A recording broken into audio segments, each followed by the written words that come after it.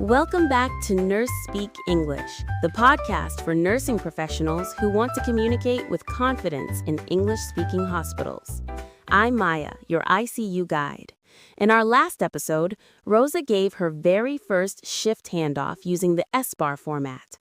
Today, Rosa faces one of the most nerve-wracking moments in nursing, calling a physician in the middle of the night to report a change in a patient's condition. We'll cover 5 new essential phrases: telemetry, bolus, diuresis, bilateral breath sounds, and code status. Let's go. Okay, Rosa. You assessed the patient, you have all the information, you know what you need to say. Just use SBAR. You can do this. Yeah, Dr. Patel. Good evening, Dr. Patel. This is Rosa Reyes, RN, calling from the ICU. I'm sorry to wake you. I'm calling regarding Mr. Gerald Foster in bed 7. Do you have a moment? Yeah, go ahead. I'll use SBAR. Situation: Mr. Foster is a 61-year-old male admitted 3 days ago with acute decompensated heart failure. He has been stable throughout the day, but in the last 90 minutes, his condition has changed. His breathing has become more labored, and he is reporting that he feels, his words, like someone is sitting on my chest. Okay, what are his vitals? I'm getting there, Dr. Patel. Background first, then I'll give you the full picture. Background: Mr. Foster has a history of congestive heart failure with an ejection fraction of 30%, hypertension, and atrial fibrillation.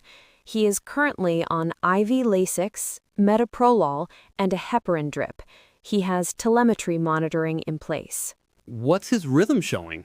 He is in atrial fibrillation with a controlled ventricular rate.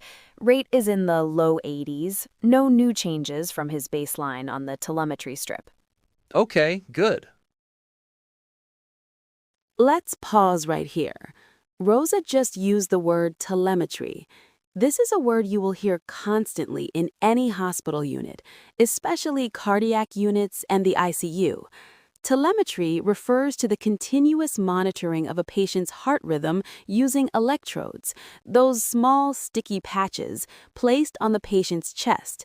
The signal is transmitted wirelessly to a monitor at the nurse's station and sometimes to a central monitoring center. So when we say a patient is on telemetry, it means their heart is being watched continuously, in real time. The telemetry strip is the printed or digital readout of that heart rhythm. If you see a change in the rhythm, a new arrhythmia, a rate that is too fast or too slow, you respond immediately.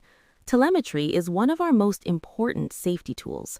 Okay, back to Rosa's call. Assessment, Dr. Patel.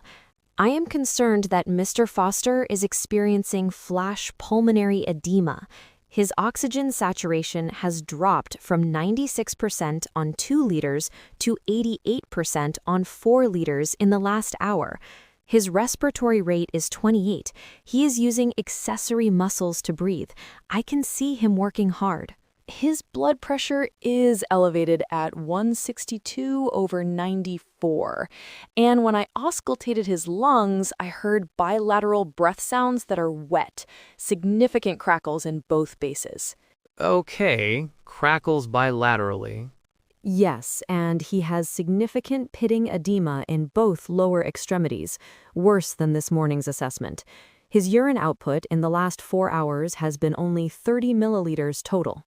30 mils in 4 hours, that's not enough. He is clearly not diuresing. Another important term, diuresis, and the verb form to diurese or diuresing. Diuresis means the increased production of urine, usually as a result of diuretic medications like Lasix, the brand name for furosemide.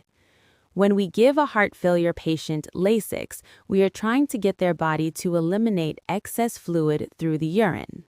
If a patient is diuresing well, they are producing good urine output, and we are successfully removing that fluid from their body. If they are not diuresing, like Mr. Foster right now, the fluid has nowhere to go. It backs up, it goes into the lungs. That is why he has those wet crackles. That is why he cannot breathe. Diuresis in a heart failure patient is not just a comfort measure, it is life-saving treatment. Now, back to the call. Recommendation, Dr. Patel? I am recommending an increase in his IV Lasix dose, possible upgrade to a Lasix bolus, and I'd like you to come evaluate him. I also want to clarify his code status before his condition deteriorates further. Okay, you said bolus. You mean a one-time IV push dose? Yes, doctor. His current order is for 40 milligrams of IV Lasix every 12 hours.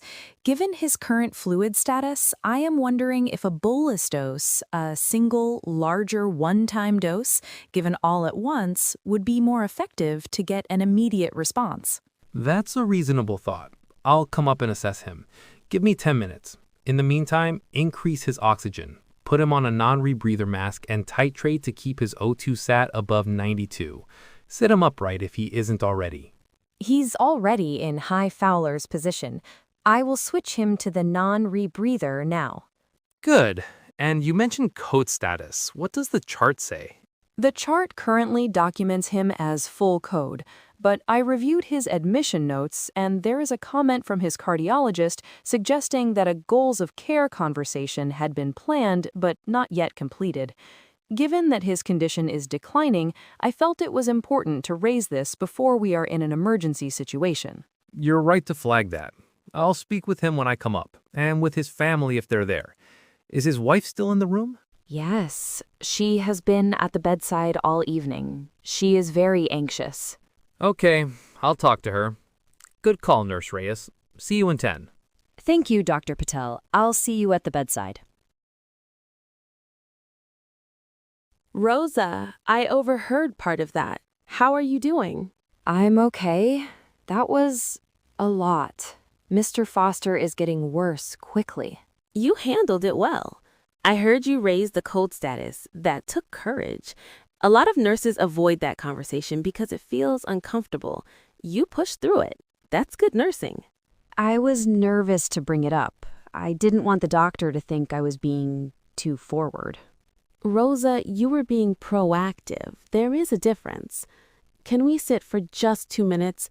I want to make sure you understand code status fully because this will come up again. Yes, please. Code status is one of the most important pieces of information in a patient's chart. It tells us, in the entire medical team, what interventions the patient wants if their heart stops or they stop breathing. A patient who is full code means they want everything done: CPR, electric shocks to restart the heart, a breathing tube, a ventilator, everything. A patient who is DNR, do not resuscitate, means they do not want CPR if their heart stops. And some patients are DNR, DNI, do not resuscitate, do not intubate, meaning they also don't want a breathing tube placed. These decisions belong to the patient. Our job is to make sure their wishes are documented clearly, that the family understands them, and that every single member of the care team knows what they are before a crisis happens. Because in a crisis, there is no time for that conversation. You were right to raise it tonight. In the Philippines, we sometimes do not talk about this directly with the patient. The family often makes the decision. Is it different here? It can be similar with some families, and that's okay. We respect cultural values. But legally and ethically in the United States, the patient, if they have decision-making capacity, is the one who decides. The family's wishes come second to the patient's own documented wishes. If the patient cannot make decisions, then we look for a healthcare proxy, a person the patient has legally designated to speak for them.